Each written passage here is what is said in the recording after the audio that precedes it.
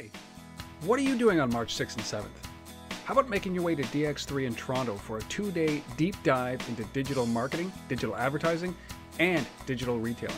Along with a free exhibit hall, there are going to be over 40 sessions, including speakers from Microsoft, Salesforce.com, Google, Well.ca, Facebook, Lowe's, and Mountain Equipment Co-op. Come see what one attendee called a rare thing in the digital world. Register at www.dx3canada.com today. See you there. Welcome to This Week in Location-Based Marketing, the most trusted podcast dedicated to the new business of location.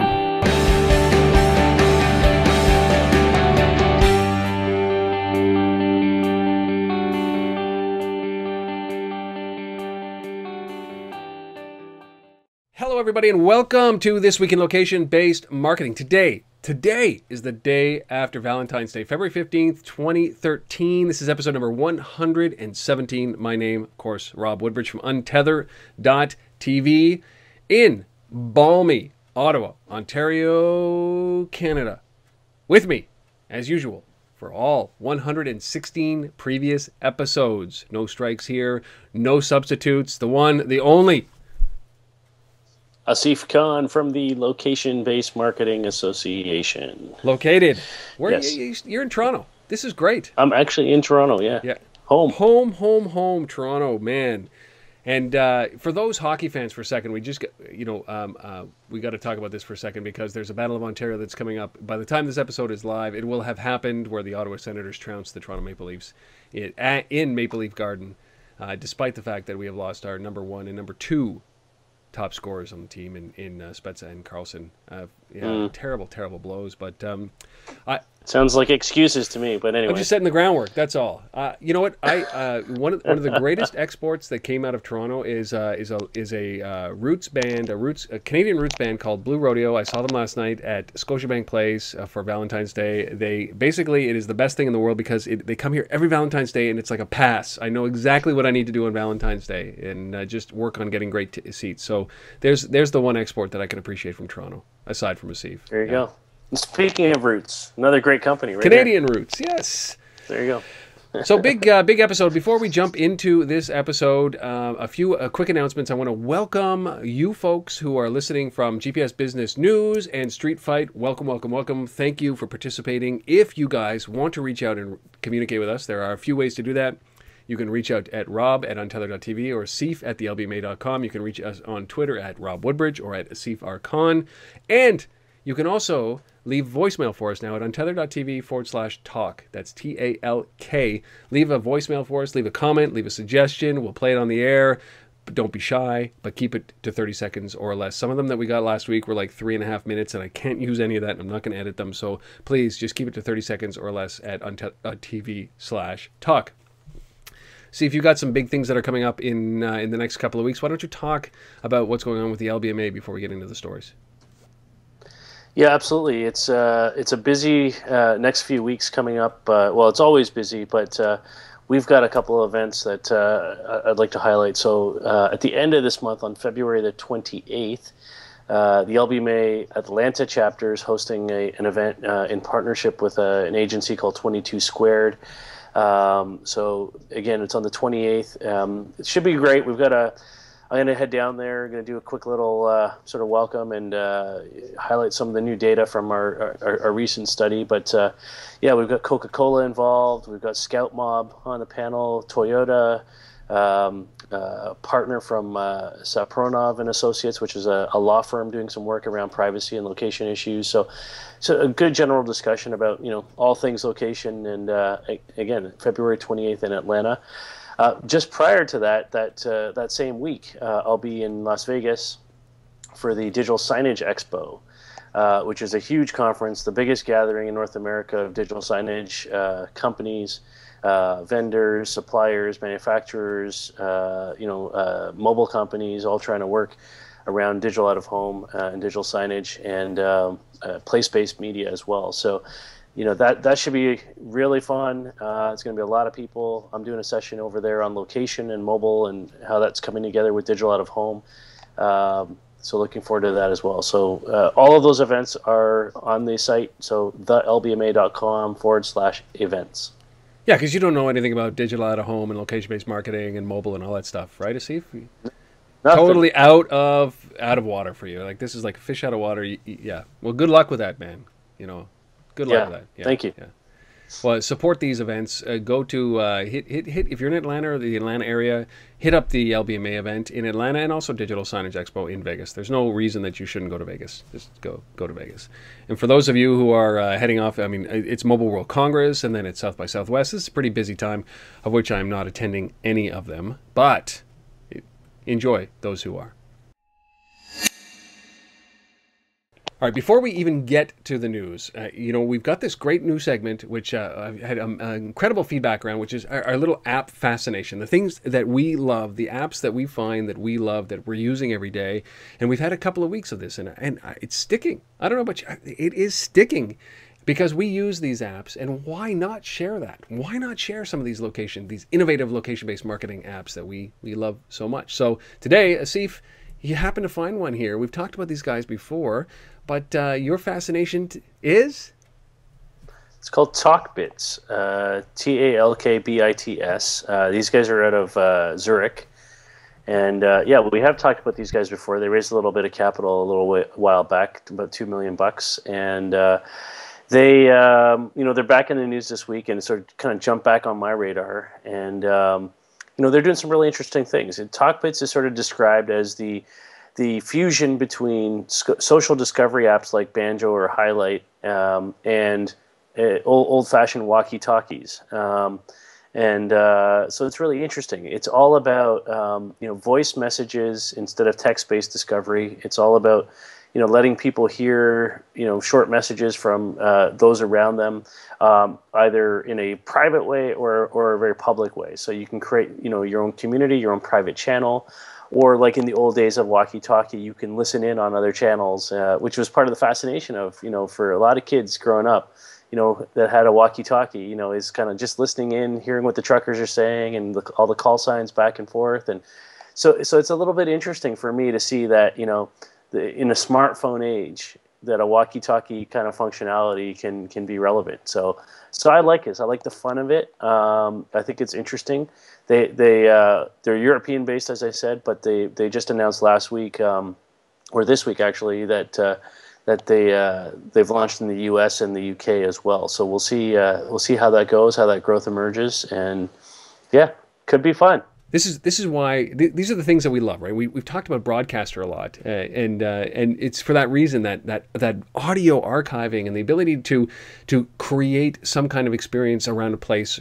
And I love how this takes it a little bit further. And a couple of years ago there was all the rage, which was the group text messaging, and I think that this actually could emerge as the radio of mobile. And I love the fact that you're right. It's like, CBs aren't dead, truckers aren't dead. We're going to be talking about breaker and stuff like that all the way throughout as a result of mobile. And Talkbits is right now. It's so cool. Like, well, it's interesting for me. Like when you think about all those those little call signs and the breakers and all of that. I mean, and you think about how teenagers use SMS today and all those little short codes and the LOLs and the whatever. I'm certainly not up on all the different short codes that people use on there, but think about that in the context of voice in a platform like this. To me, that becomes really interesting, right? Yes. Kind of figure those things out, and for that next generation to kind of come along, where we know voice is going to be huge. We know Siri and platforms like that are going to be huge, and they're going to be a big part of the way we interact with this technology around us. We know, rumors are Apple's working on a watch now. We know voice will be, if it goes there, voice will be a big part of something like that as well. So for me, this is why I like this platform. This is why I pulled it out this week and said, this is an app people should check out, and as a prelude of what's to come. I couldn't agree with you more on this. Is that even how many people use the phone these days, right? It's so funny because at one point the phone is heralded as the single greatest communication tool on the planet. It actually brought the planet closer together. My mother lived in Bangladesh in the 80s, and we would have a call a week for like 13 minutes because it was the only time we could get connectivity to Bangladesh just over POTS, just over telephone lines. And And then you flash forward 15 years, and I'm talking to my mother while I'm in a Walmart in in Florida, and she's flying over northern Pakistan on a helicopter. Cell phone technology has brought that together. And now we're looking at phones as an intrusion. When my phone rings, it is an interruption. I don't answer it. I never answer the phone. If you want to reach me, send me a text message, send me an email. I will respond at my leisure. Do not interrupt me. And I think that this is going to follow that trend. You could see this, is that you walk into the office. That's why you never take my calls. What's right, that? Rob? I said that's why you don't take my calls. I hate the phone, right? Yeah, exactly. But I think that you see this kind of technology emerging where you can leave messages the same way that you leave voicemail, the same way that you leave text messages. And so, yeah, Talkbits. Check it out. They're available in the App Store for obviously iOS and for Android. They're available in the Google Play Store. And so go download that or head out to talkbits.com, take a look at the video. And yeah, I love it. Great fascination, Asif. Good app. Mm-hmm. So on the show today, we've got a bevy of great stories, great insight from these. Some of these are great, some of these are terrible. Certainly, our special guest, we talked about this app. It was a fascination of mine. It still is. A number of weeks ago, I still haven't broken my record of like 5,300 steps. It's the Moves app, and I've got the founder of and the CEO and the chief designer basically of this Moves app. His name is Sampo Karjalainen. I butchered it when I interviewed him. I butchered it now. I'll butcher it every time. Yeah.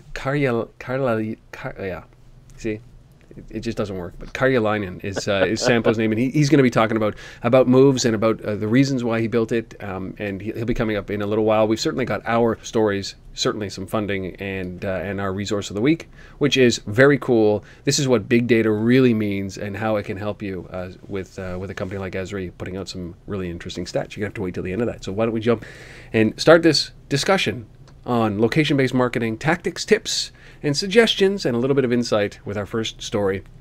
This is a pretty cool tool.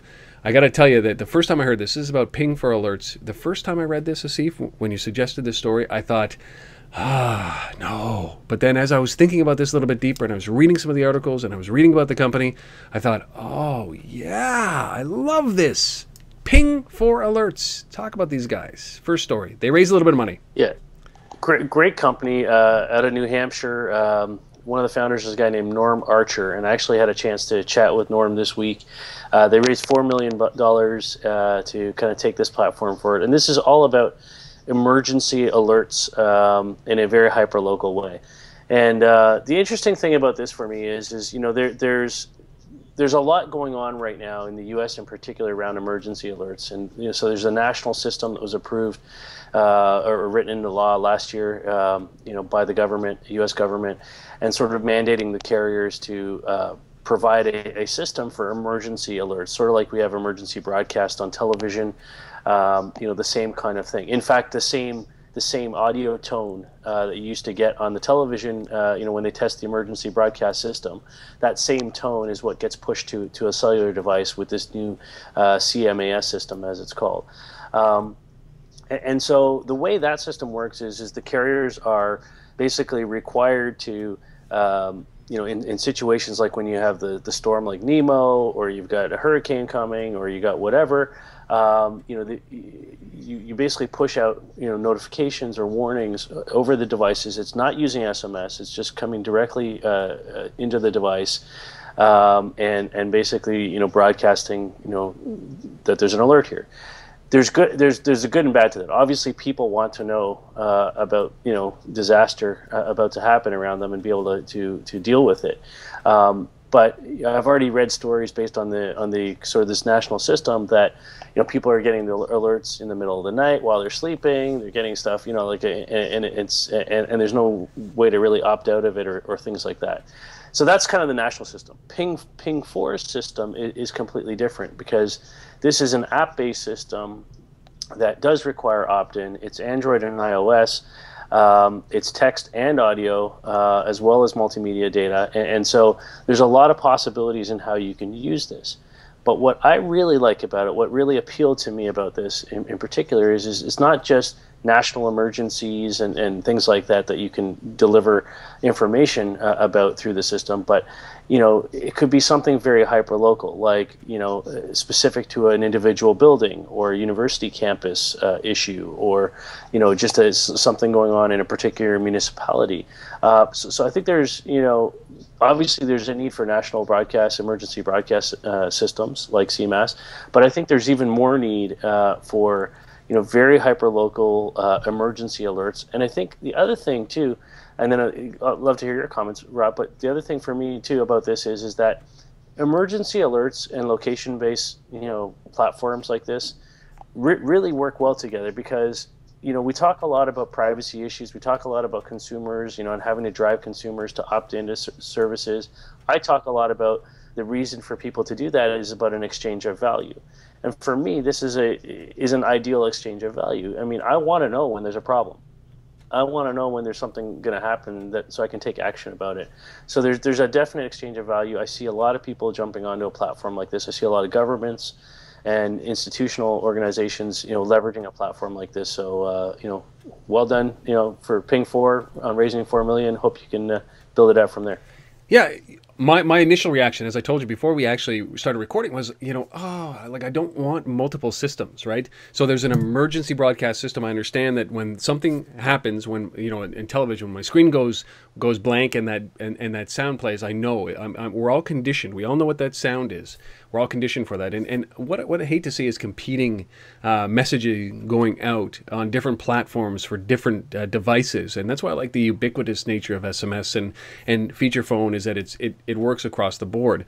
And I don't want there to be any confusion here between what you get from the CMAS and Ping for alerts and your local newspaper, right? They're all going to be pushing out the same kind of challenge, or if there's a storm, they're all going to be pushing out the same thing. And in a major city like New York during Sandy, right? You think about all the media pushing it out at one time. You want to make sure that these messaging is so clear, so clear, so clear. So that was my initial reaction. I said, no, we can't be competing here. There's only 1 billion smartphones on the planet. They're concentrated. A lot of them are concentrated in North America, but we cannot have one system that's an elite system for just smartphones and then not have anything for feature phones. So I think Ping for Alerts needs to bring something into the feature phone space. Maybe it's not as rich or robust, or bring that focus. I love the university focus, the building focus, the campus focus. That, to me, their target demographic are the folks carrying these devices, which are the kids going in, young adults going into university and colleges, working in the professional buildings. And I think, you think about everything that can happen or may happen, that that is happening in the U.S. right now, with the debates over gun control and things that happen in schools. This could be one of those tools that really, really, really is effective for localized challenges like this. And so I like this. I just think from a national scale, we have to standardize on one messaging system for alerts like storms and comets flying in through the sky and those kind of things, right? So that there's one voice of that. But I really like what they've done here. I like the approach for campuses and universities and office buildings and small communities. Yeah, there you go. And they raise money, and this is great. This kind of stuff just shows you. And I even like the idea of moving into a commercial place, right? So for merchants and such. So it's pretty cool. Yeah, I think there's huge potential there, and and that whole sort of, I can't get off the value around this, specifically for schools and campuses, and building alert systems and things like that. I think there's this massive market that Ping4 is positioned to tap into with something like this. And the other thing too is because it's an app, and I'm with you. I like the ubiquity of SMS and the fact that it reaches all phones, but remember, there's a lot of people on tablets, on Wi-Fi only. There's a lot of, situations like that where, a system like this, where it's an app, can reach that device when, the national SMS system cannot either. So, I think there's both sides to that discussion. It is, and whatever it is, we are on the cusp. We are at the beginning of services like Ping4, and so they're in the right place at the right time, and I think that they've chosen the right alley to go down. So if you're interested in these guys, they just raised $4 million. I think it'll be the first of many rounds, and certainly the first time, not the first time you'll hear of these guys going forward. Ping4, that's the number 4.com. raising $4 million. Yeah, it's a good start to the show. I like that. I like the innovation here. Certainly these guys are doing it. So, now, listen, we've talked about our second story. We've talked about this company, or this, what is it? These are a group of carriers that have banded together called Weve, right? This is an organization called Weve. And Yep. Are they an association, or are they just kind of like a band of brothers joined? No, I wouldn't call them an association, but they're certainly it's a consortium, right? I mean, that's a good word. This is no different than the ISIS project in the U.S. We talked the other day about Taiwan carriers getting together and doing the same kind of thing in Canada. The carriers are working on this. So I think every national jurisdiction right now, the carriers are banding together and looking for ways to, sort of mass their subscriber bases together, to unlock a hyper-local marketing opportunity. Well, but we talked about Weve coming together originally as a payments platform, but then they pivoted and said that's further down the road, and now we're going to focus on helping market product through this consortium, and they actually did it. And they actually did it. So it's good to see people following through on what they're promising, and so this announcement is in partnership with Virgin Records in the UK, and around Valentine's Day, which has just happened. And what they did was they said, look, male shoppers are notorious for last-minute purchases at all holidays and all occasions, but Valentine's Day being one of those. And so they said, well, let's use this Weve platform. Let's do some location-based messaging, and let's push out a message to males, and offering them an opportunity to pick up a certain album, a certain Virgin Records album, and all of this is hyper local, geofenced, based on the Weve platform, and very much targeted. So it's interesting. They also supported this with Facebook and Twitter campaigns around this, and apparently they're doing it again in May with Mother's Day. So why are they picking on men? Well, everybody is. So I brought this story forward, this Virgin Records Weve story, but Heineken did a campaign in New York as well, which we weren't going to talk about, but I'll throw it in here because it's the same thing. So basically, Heineken said, look, men are terrible about, buying stuff and remembering to do this. So what they did was they worked with an agency in New York. I think it's Wyden and Kennedy. I'm not sure, but I think so. And I don't have the story in front of me. I'm going on memory here.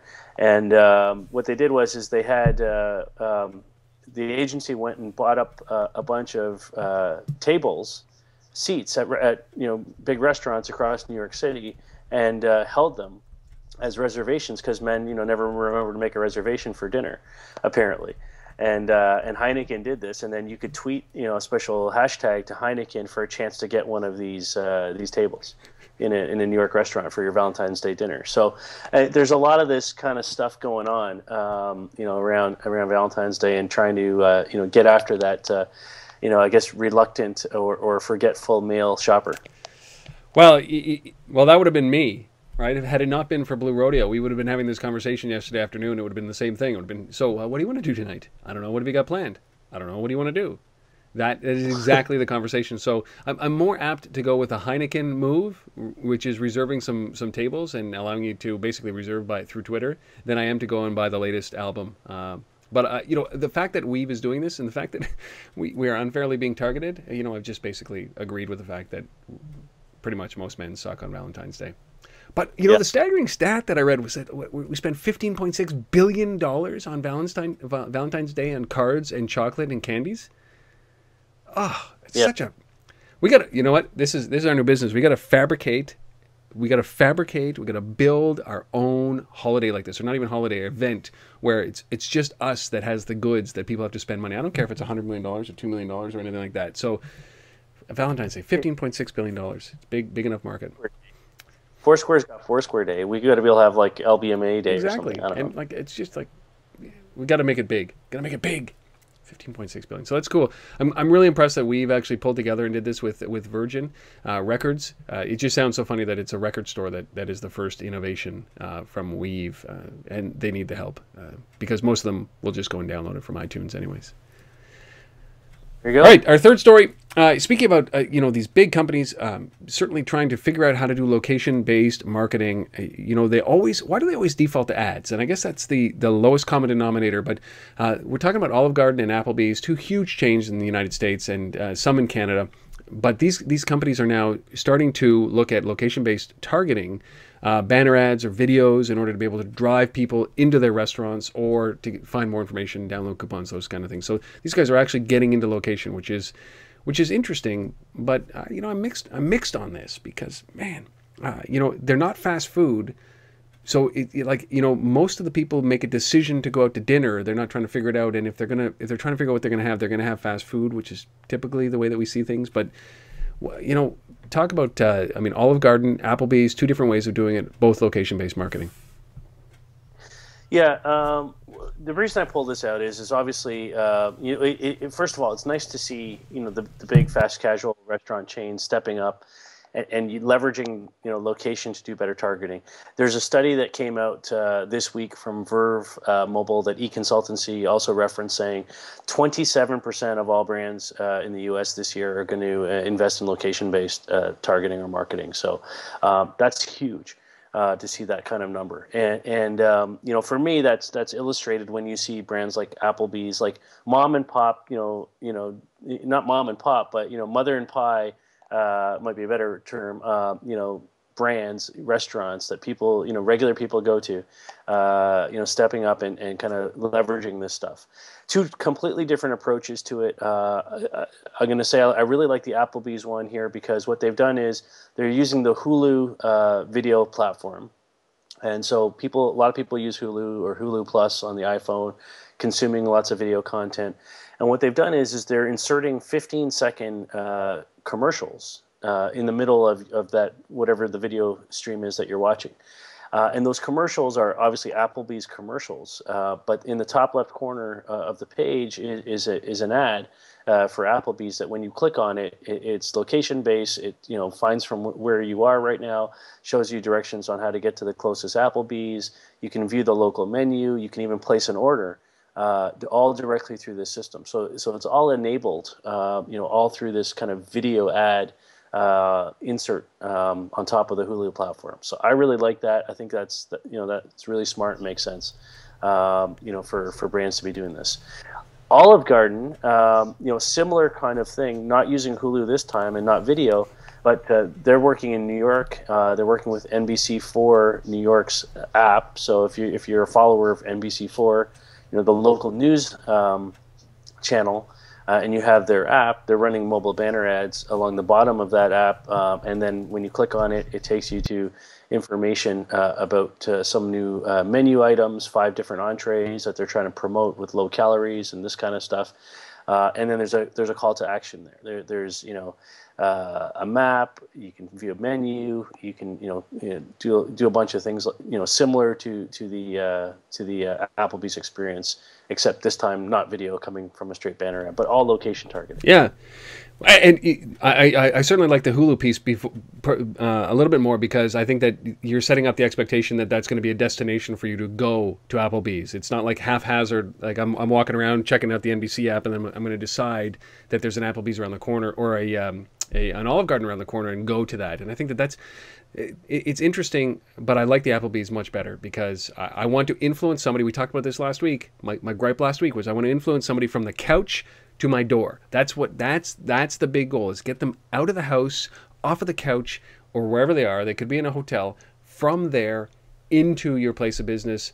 Don't leave it to chance by them walking around deciding to launch an app and then go into and then find Olive Garden and then end up clicking through and getting enticed by a healthy menu and then clicking on another button to get the directions. It's just too much, right? You've got to remove that barrier, the complexity. And so I think that it's a good start, but I definitely like the Applebee's approach much better.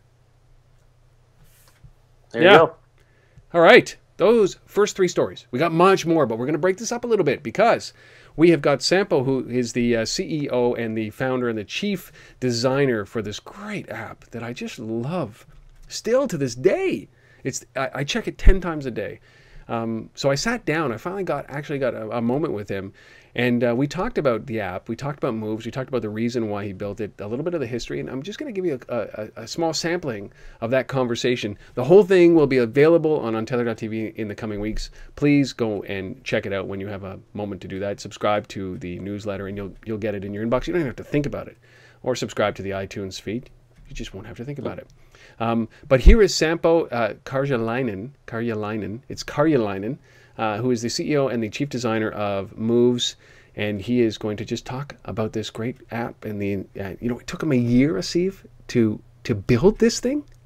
Oh, fascinating. Anyways, I'll let Sampo explain it. Here he is.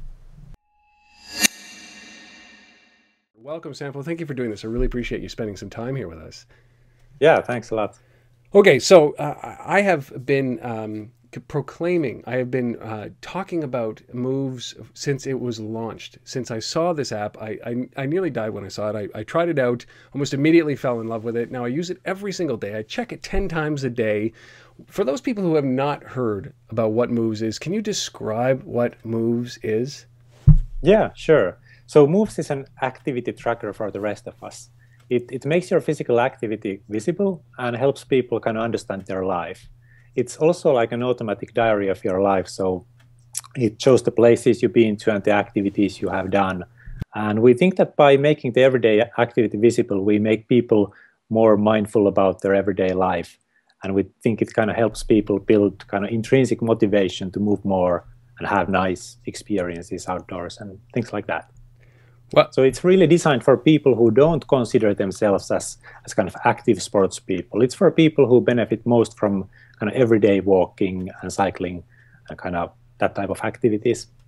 You know, it took me by surprise that just in the course of a day, without I'm an active guy. I go to the gym quite often, and I pride myself on that. But it just, I never thought about how much I walk during the day, up and down the stairs, around, pick up my kids, go to school, in the grocery store, and all of a sudden I'm realizing that, to get an extra 4, 5, 6, 7 kilometers in your day, that's what the typical person is walking, that they're not even tracking. So this really does give a glimpse into that. It's pretty, as I said, I've extolled the virtues of this for 3 weeks now, and I love this app. And but I think that it signifies a greater shift in this kind of passive data collection world on these mobile devices that I want to talk to you about.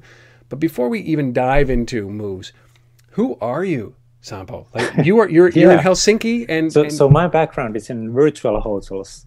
I founded this company called Sulake, which made a Habbo hotel, a virtual world for teenagers. We started in year 2000, so it's quite a dinosaur in the internet age. So I was the chief creative officer, the co-founder of the company, and built this Habbo world for 10 years. So we kind of reached the 50 million euro annual revenue level around 2008 or so. And but eventually I kind of got a little bit bored with virtual worlds and games in general, and I moved on. And for the past 1 year, I've been fully focused on building Moves. So kind of a serial entrepreneur with Habbo behind me. So how did you make that transition? You raised a little bit of money for Moves, 1.6 million. Was it euros, or it was 1.6 million euros that you raised for? That's dollars. Dollars, okay. Yeah. So how did you make that transition from this virtual world that you've been doing for 10 years into this? Why make that transition into this kind of app or this kind of business? Yeah, well, I've been. Let's say that I've never been really a games person. Like when we created Habbo, we thought it's more like an open playground. We were much more interested in the kind of open-ended play aspects of Habbo. How people and teenagers came up with their own activities, events, games inside the environment. So it's a little bit like Second Life, but it's in your browser and it has this kind of pixel retro aesthetics. So it's much more approachable because you can just go to the website and start to use it immediately. And well, I've been always kind of interested in kind of this kind of quantified self or just documenting my life.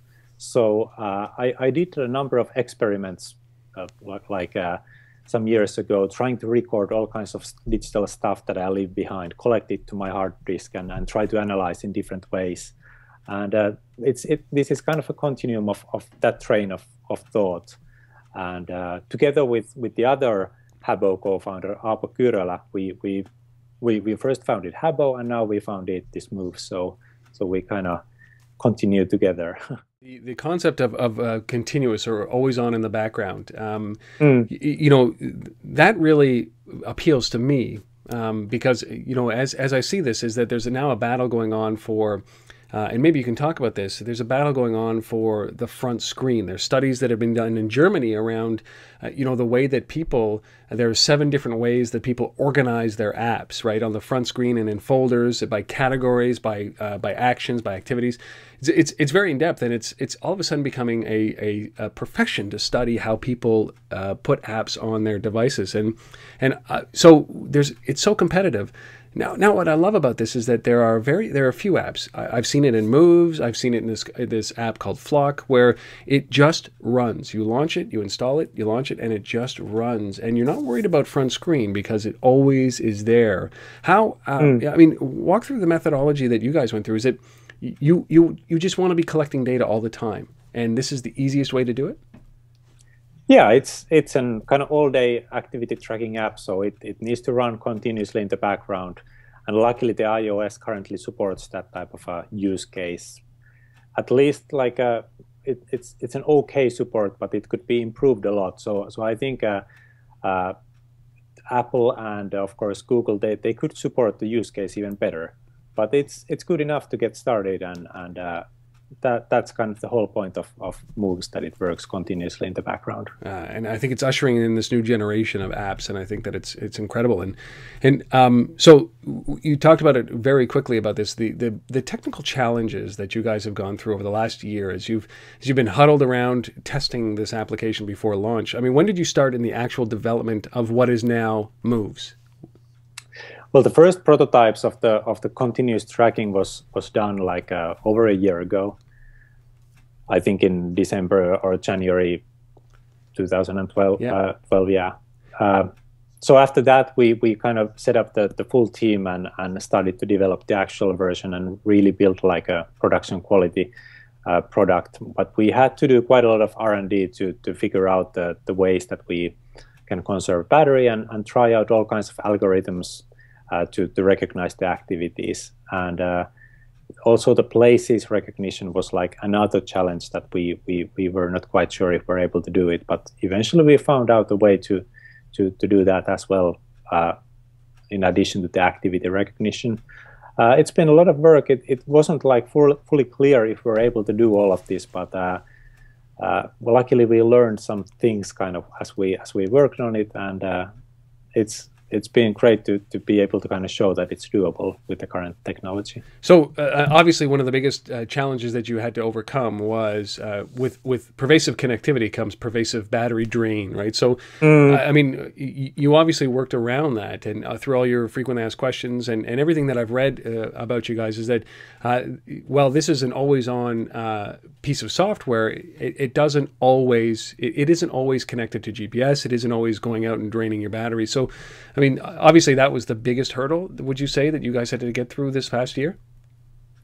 Yeah, we kind of experimented with the ways to make the sensor data and location data collection kind of adaptive, so that it kind of tries to understand what the user is doing, and for example kind of stay on the cell tower level location most of the time, and then when something interesting starts to happen, it goes to like uses GPS occasionally. And it's also like a balancing act when you're moving and we're showing the routes on map, like how accurate we want to make those routes. It's a balancing act between the battery and the accuracy. And for the kind of activity recognition, so that we really recognize whether it was walking, cycling, running, or some way of transportation, there we also kind of need to have quite a bit of data to make those educated guesses what was the actual activity, and I think it works pretty well. It's a good start, and we can improve quite a lot as we go along. So for those who would like some more information about Moves, about why they built it, some of the intricacies on how they built it, this interview is fascinating because there's really no business model at this point. But they had a plan. They set out and had a plan, and the technology challenges, Asif, that they had were really around battery consumption and the way that they had to conserve data and not rely on the GPS. And they're using cell tower triangulation. They're doing everything that they can so that they don't have to go out and keep an always on pervasive connection to GPS so that they can track all this stuff. But you know what? More than terabytes per day is being collected by these guys, and they're crunching it up in the cloud and they're sending it back to your device in almost real time. It is incredible. And the fact that they've had 750,000 downloads in the first 10 days of the life of that app, and their infrastructure have had a total of 23 minutes of outage time during that period of time. He says that they're basically in there shucking servers. They're basically bringing servers in and plugging them in, and then just to keep the infrastructure up. And it's fascinating. Anyways, the entire interview is just like that. Sampo is a really intriguing guy, and I love this app, and I love the business that they're getting into, the inference space, and big things coming for them. Are you still using that thing? I am. Yeah, I completely agree. It's very cool. We've, the apps we've been pulling out the last couple of weeks have just been really interesting. I like this little segment that we do each week on a specific app, and it's fun because you get to play with stuff. You get to really dig into it and test it out and see the true value and provide sort of more personal insight. Let's go. So, well, I appreciate Sampo for coming on and allowing us to use that clip. And when it's available, make sure you go and check out the whole thing if you're interested in certainly that space. All right, back to the stories. Back to the important things that happened in this past week in the location-based marketing world. Now, here, our fourth story is around Yahoo acquiring a company called Alike. And on first blush, you think, okay, they acquired a company called Alike, just like it says. All the news items say, hey, listen, we acquired a company called Alike. But see, they didn't acquire the company. They didn't acquire Alike, did they? No, it's another one of those cases of we want a good development team that understands location, and maybe we can do something with that. And Yahoo's been out. Since Marissa Mayer came over to run Yahoo, we know she's all about location. She comes from Google, running that platform. And she's been quietly going out and acquiring companies. We know they're on a big acquisition tear. They're looking for more companies to buy. They bought Snippet. They bought what was that? On the Air, I think it was called, which is like a WebEx type platform, video meeting platform. That is very much location based as well. And now they buy Alike, which is was a platform for finding nearby places that your friends also like, which is hence the name Alike. What do my friends like? Oh, I'm sort of like them, right? Whatever. And they're shutting it down, so it's not going to continue on as a service. So this is a complete. We're buying a development team and some data. That comes with it. I don't know how many users Alike had. I don't know I didn't see any numbers on that. I didn't see any numbers on the value of this acquisition. But apparently the guys at Alike are happy. They found a way out, and good for them. That's exactly it, isn't it? They found a way out. Yeah. You know what? And there is a so there are people that feel my frustration, and you know this, my frustration around companies that just. Like, you put your trust in these guys. I talked about this with Milk in the same way that they did this. And you put your trust in these guys, that they're building a platform, that they're going for the long haul. And I know it's hard to turn down millions of dollars. We don't even know what the value of this is. But don't veil this as an acquisition of the company. This was not an acquisition of the company. They're not even going to use the data. Like, this was a straight out, we want that team. Do not do that. And at least on the Alike website, and I'll pull it up here, what they say is, as you can see here, they say Alike is joining Yahoo Mobile. So at least there's an honest factor that says, no, we weren't acquired. We got paid to close down our company, piss off all of our users, send them adrift because it was immediate. There was no like, 30-day warning. It's like, no, as of right now, we've shut it down. And this kind of stuff is going to hurt our industry. And this is the second time that Yahoo's done this with a company that they've acquired. Well, it's no different than Facebook and Koala or any of those kinds of things. It's the same, modus operandi. Drives me crazy. So, you know what? However, if I was offered $5 or $10 million from the founder's side, I'd be like, yeah, sure, whatever, take it, get out as quickly as you can, never turn down the money. But but just position it properly. And there's got to be an evergreening. Like, regardless of how many people use Yahoo services or use Facebook services or use Instagram or use Microsoft products or any of that kind of stuff, you have to pay attention to the user. And because that's going to come back and bite you, simply because if you're pissing off the people who are eventually going to become your customers and they're going to go somewhere else, like the alike folks that were using alike, do you think that they're really now partial to Yahoo for doing that? Probably not. It's like the Montreal Expos baseball team in Major League Baseball shut down in Montreal and moved to Washington to become the Washington Nationals. I can't be a fan of the Washington Nationals. No. They stole my team. They shut my team down and they moved it to Washington. No way, right? It's the same thing here with alike or any company that does this. So just have that in mind. I'm not saying don't take the money. I'm just saying at least have a grandfather clause, have a a retirement plan or something that means like in 60, 90 days, there's got to be continuity to get your data out and make sure that there's an easy way to transfer it so that you don't piss people off. Soapbox off. Yahoo acquires. I'm all with you on that one, buddy. Yahoo hires the alike team and kills that company. That's the title that they should have put out there. So. It's a good thing it's our last story, right? Almost. Yeah. We do have a great story to finish up with. It is. That's what I mean. It's good. So from the depths of frustration into this, our fifth and last story before our resource of the week. This I like. I think it's going to signal in and usher in a completely new era of insurance and health claims and coverage and provision of insurance. And I think this is pretty cool. Generali Insurance partnering with Telefonica. This is cool. Yeah, this is super cool. So basically, what they launched is a new kind of insurance, automobile insurance policy called Pay as I Drive. And effectively, what they're doing is they're using data collected from the device, location-based data, driving habits data, kind of just a bunch of data that they're collecting from the device, and based on your driving habits. You can basically pay. You can earn almost up to a 40% discount off of the normal insurance premium pricing. So this is huge. I mean, this is the ability to sort of. So they look at the number of miles you drive, over the course of a period of time, over a year. They look at whether you drive more during the day or the night. They look at urban, suburban. They look at how quickly you accelerate, how quickly you brake, all that kind of stuff, the data that they're collecting off of, the vehicle. And all of this is machine-to-machine stuff. They're collecting the data as you're driving. They're feeding that data into a system. They're aggregating that data and building a profile about you. But again, as I said earlier, this might sound scary stuff, but it's about value, right? So at the end of the day, do you care if you're giving up that data? If at the end of the day you're going to pay 40% less for your insurance? I bet you a lot of people don't. They'd rather save the money and give that data away. And effectively too, that they expect a system like this, Generali and Telefonica, is actually going to change people's driving habits. They're going to actually get them to drive better and be more aware. And the nice thing about this is that as they're monitoring.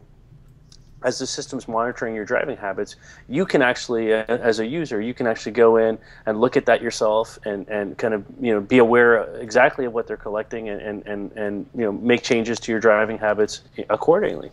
So you have that ability to personally audit and look at that data. There's full transparency in the system. I really like it. And it's iOS and Android, so it's cool. Yeah, this ushers in the whole I eat well. I don't smoke anymore. I don't drink that often, I eat healthy. I work out. I exercise quite effectively, but I still pay almost the same premiums as somebody. When I got my insurance, as somebody the same age as me who was a smoker who was overweight. maybe there's a marginal difference. And I think that the same way is that I knocking on as much wood as I can here. I haven't been in an accident in 27 years in my car, right? And that's an incredible amount of time. But still, my insurance premiums have gone down steadily, maybe 8% in that 27 years since that last accident. Because when I got into the accident, it shot up 80%, right? My premium at that point. Yeah. So I love this idea. It's elitism, and I kind of like it, right? Is that if you put the effort in and you do the right things and you're rewarded for it, you're not just a common person. And I think that, that's why I like this. It's going to punish the people who are on the flip side, it's going to put I think it's going to strike fear into people who are worried about privacy. But we're going to start to see more and more of this. And when you start to see apps like Moves, diet apps that are coming out, the location aware applications on your smartphone, the things like Foursquare, all that data paints a picture of how you live your life. Your grocery bill and the restaurants that you eat at and the places that you frequent on Friday nights or Saturday nights. That's all at some point can have an impact on insurance. It is. It's totally. It should. Yeah. I think this is, it's all about, just optimal pricing models, right? It's no different in some respects than how, airline tickets are priced today based on, supply and demand, or, a hotel or anything else, right? I mean, and I think, it's time we get some of that kind of thinking into these other industries. And so I love what Generali's doing in Telefonica here. So by the way, I don't know if we said at the outset, this is in Spain, where these guys are based. Amazing stuff. Very cool. Very cool. Well, some controversy there, right? I'd love to know what you think about that, or any of the 5 stories. And certainly, if you enjoyed the Moves app and Talkbits, as well as our Fascination this week, reach out. You can reach out. I said at the very beginning, you can do it through email, do it through Twitter, do it through untether.tv/talk. If your story wasn't there, if you wanted to be a part of this, please give us your comments. Let us know. We'll include them throughout the episode next week, or the week after, or the week after that. But remember, keep it to 30 seconds if you're going to use that untether.tv/talk. Go one last thing for you. If the show wasn't good enough already, we're going to throw one more thing in here, and this is one of the powers of big data and companies like ESRI, who actually have been collecting this stuff for freaking years, and the ability to collect it almost immediately, understand it, synthesize it, distribute it. This is a really, really, really cool resource, Asif. Yeah, it's awesome. And again, it's another Valentine's Day one. But, it doesn't have to be Valentine's Day. I mean, this is just about the power of big data, really, is what this story is about. And ESRI is, as you said, one of the, the stalwarts in this space that's been doing this for a long time and has just amazing data. And so what they've done is a survey conducted by Big Insight with the NRF, actually, looking at spending around Valentine's Day. So people, apparently spent $18.6 billion on Valentine's candy, cards, gifts, whatever else, jewelry, etc. So they basically put this chart or graph together using ESRI data and showing where people are most likely to go to order flowers, looking at how people are consuming flowers, and different kinds of things by geography. So looking where the propensity for these things are in different parts of the U.S. So just really, really great data. We'll throw the graph up on the infographic up on the LBMA research site as well for people to check it out. So, big fan of this. Now I'm a big fan of this from a mobile standpoint. And let me spend a minute here for that reason, is that what these maps are showing us here. I'm just going to pull up the average amount spent for jewelry by zip code. So it shows you the density, $0 to $100, all the way up to $400 to $663, and there's certain spots that actually do that. But what this shows you is where you should be targeting your ads, location-based ads in apps, for example. Is that where are people spending the amount of money? Where is it ripe for disruption? It's not you don't want to, like Lincoln, Nebraska, not so good. You don't want to spend a lot of money on targeting there, but the high concentration of people that are spending money on those in those areas is where you want to target this. And I love that kind of targeting. It's not about flowers, but it could be. If you run an online flower business and you're based in California, you're based in Canada, it doesn't matter. Target where they're spending all the money. right? Start being around that, and maybe not where they're spending the brunt of the money, the $400 to $663 a year, but maybe in the mid tiers, and they're being underserved. This data can be used for disruption. Oh my God! And that is why I love the big data when it's displayed like this. Yeah, and what they've leveraged here, in particular with ESRI, is ESRI has this thing called tapestry segmentation. So they've built this system, taking the U.S. And breaking it into 16 unique market segments or residential neighborhood segments, and then done this analysis based on that. So it's not just geographic data; it's geographic data plus demographic and socioeconomic data all layered together into these tapestries, or these 65, sort of segments that they put together that kind of break the U.S. into these groupings. And then based on that, then you can start to look at it and go, well, the people who are most likely to purchase flowers, as they say here, on the internet, are from Bloomberg's, Metro, Renters, Suburban Splendor, and Top Rung, which are these particular tapestries that they've come out with, and so they can look at these things, and then you can also look at it and say, okay, to your point around how do you better target ads then? So look at it and go, okay, well, within that Suburban Splendor category, what apps are those people using, right? What is the density of app usage within that community? Is it Hulu? To the Applebee's thing that we were talking about before, or is it Pandora, or is it the Weather Channel, or is it what? And then you can look at it and go, okay, that's cool, because now I can say, as a brand, I can say, well, if I'm Applebee's, great. Well, maybe Hulu for that particular market that I want isn't the right one. Maybe I need Pandora instead, because it reaches that demographic. It's that ability to layer data and correlate data sets, which is what I really like about this. Yeah. And I think that what it signifies is it just shows you the density of the data that a company like ESRI has, and the way that they present that data is the most important thing. Everybody's collecting data. It's how you actually present and use and display that data that is key. And this is just a treasure trove. And this is free. They put this up for free, right? You don't have to pay. And it kicks Foursquare's ass when it comes to this kind of information. And these guys have been doing it for a long time. Why recreate the wheel? You've got the information right here, at least for the most part. So please, just that's at smartblogs.com. You'll be able to actually get it on Tether.tv, wherever you find this. Look in the show notes. But if you do a search for who buys all the flowers and jewelry on Valentine's Day, exactly that, you will find this article with the great maps that I've just been displaying. Awesome. Great resource. That stuff gets me excited. Yeah. Yeah. That is it. Now, if only we can get ESRI to work with Springsteen and start to layer some data, real data together. But again, it would Rob, be like... I think you'd have to retire at that point. It would be the demographic of, where are the old white guys? Because that's what Springsteen, I joke, but he actually brings some very, very young kids too.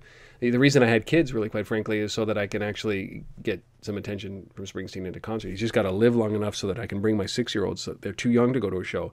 So he's got to tour for another 5 years before I feel comfortable bringing him in. And at that point, he'll be 68, and I don't think that he'll be out on the road. So I know those data. Well, Stones are still out on the road. Exactly. But, Well, that is it. Episode number 117, nailed, finished, done for this day. Valentine's Day +1, February 15th. We'll be back next week. Asif, is there anything coming up in the next week that that's important that everybody should know? You're going to be around? I'm going to be around. I'm doing an event here in Toronto next week called Cross Media TO, where we're looking at that sort of integrated media and how location fits into that. So if you're in Toronto, come out to Cross Media TO. Highly recommend that. As I said, hope to see you in Atlanta or at DSE in the next couple of weeks. Plenty of stuff on thelbma.com/events. Check that out. Check out the research that's there. Look at those infographics that we put out last week. Some phenomenal data there as well. So lots of great stuff going on. Looking forward to episode 118. Crazy. 118. Last plug, go to DX3. DX3Canada.com in Toronto, March 6th and 7th of this calendar year. If you are listening to this later than that, too bad you missed it. But put it in your calendar for next year. It's a great event. We will be there. All right, Asif, we'll see you next week for episode number 118. Thank you all for listening. Thank you all for participating. Really, really, really appreciate it. And remember to vote this 5 stars in iTunes. We'd really appreciate that. See you next week, man. Cheers.